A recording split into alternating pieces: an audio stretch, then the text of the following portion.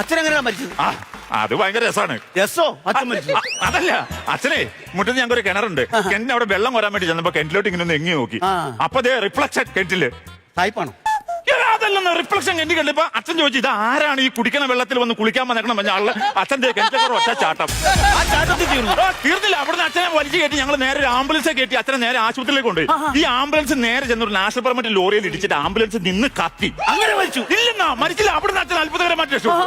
അവിടുന്ന് രക്ഷപ്പെട്ട അച്ഛനെ ഞങ്ങൾ ഒരു കാറെ കയറ്റി കാറിൽ ഞങ്ങൾ വിട്ട് ഹോസ്പിറ്റലിൽ പോവാണ്. അങ്ങനെ കഴിഞ്ഞപ്പോ ഈ കാറിന്റെ 2 വീല് ഊരി പോയിട്ട് നേരെ കൊക്കയിലേക്ക് മറിഞ്ഞു. അങ്ങനെ മരിച്ചു? ഇല്ല, അപ്പോഴും മരിച്ചില്ല. ഈ പുല്ലിനൊന്നും മരിക്കാൻ പറയാം, മനുഷ്യൻ ടെൻഷൻ കടിച്ചാവുമല്ലോ. അങ്ങനെയാണെങ്കിൽ ഈ അച്ഛൻ പുൽത്തകടയിലേക്ക് തെറിച്ചു.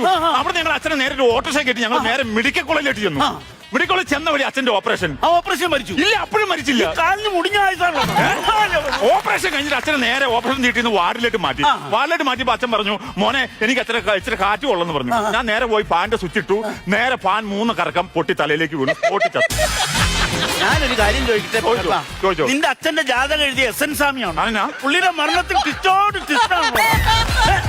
ഓരോരോ ഇതല്ലേ. എന്ത്